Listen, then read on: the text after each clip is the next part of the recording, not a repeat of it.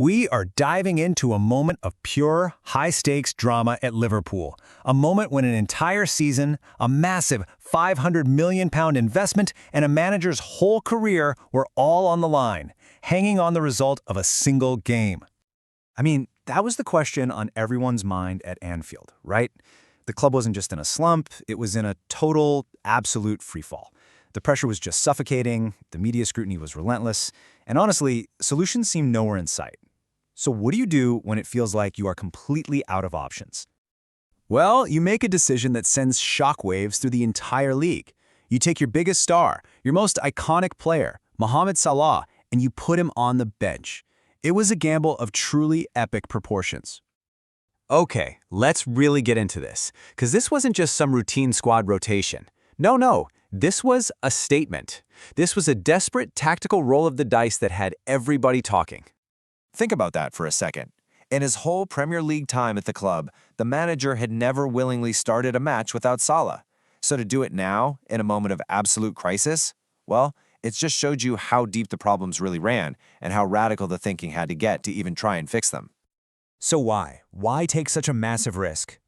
To really understand the gamble, we have to understand the crisis. This wasn't just a couple of bad results. The entire foundation of the team looked like it was cracking. The numbers were just brutal. I mean, 9 losses in your last 12 games? That's relegation form, not title-challenging form. The new, expensive signings just weren't clicking, the team looked totally disjointed on the pitch, and the experienced guys, they just looked tired. The club was bleeding, and they couldn't figure out how to stop it. And here's what makes this collapse even more staggering. All of this happened right after a summer spending spree of around £500 million. An investment that was supposed to kickstart a whole new era of dominance. Instead of building a dynasty, it felt like they'd paid for their own implosion. And look, this wasn't just speculation from the outside. The players themselves knew it. After a humiliating 4-1 defeat just days earlier, midfielder Curtis Jones, he did not hold back. His raw honesty just revealed the deep frustration inside that dressing room. It was basically a cry for help. So the key takeaway here is that this went so far beyond tactics or injuries. It was a fundamental crisis of belief.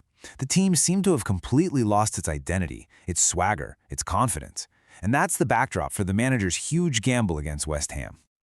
So with the pressure at its absolute peak, Liverpool faced West Ham. This match became the direct response to that crisis, a full-on tactical reset designed to just stop the rot. So here's how the gambit played out. First, the big headline grabber. Salah was benched for Florian Wirtz. The idea was to use Wirtz, a big money signing himself, to add some energy and control to a midfield that had just been getting steamrolled. His job was to link the defense to the attack, and this allowed the team to focus on step 3, just pure defensive solidity. After leaking so many goals, the #1 priority was to build from a solid foundation and make sure the back line, which had been so fragile, finally held firm. And you know what? For the first time in weeks, the plan actually worked. The key players really stepped up. Florian Wirtz, who was in for Salah, he was a real bright spot, providing that connection they'd been missing.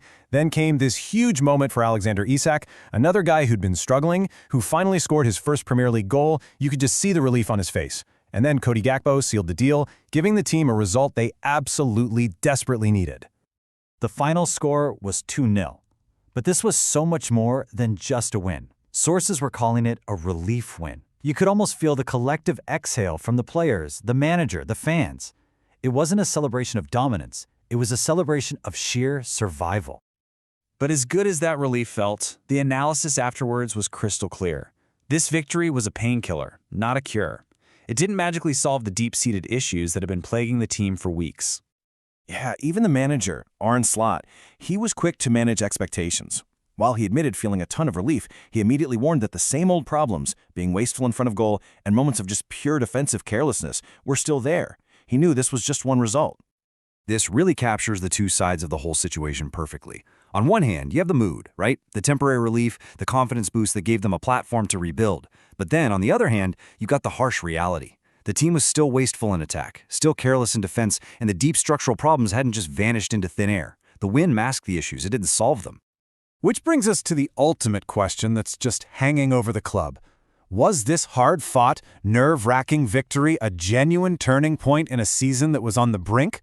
Or was it just a false dawn? What we can say for sure is this: That one win bought the club the most precious commodity in all of football: time. Time for the manager to actually work on the training ground without constant talk of getting fired. Time for the players to get a little bit of that belief back, and time to quiet the storm of criticism, if only for a few days. But that final question remains. A manager's gamble paid off for one day. A team stopped the bleeding for 90 minutes. Was that single moment of relief really enough to reset the narrative, to fix the underlying fractures, and to pull a season back from the absolute edge of disaster? Well, only the games to come will tell that story.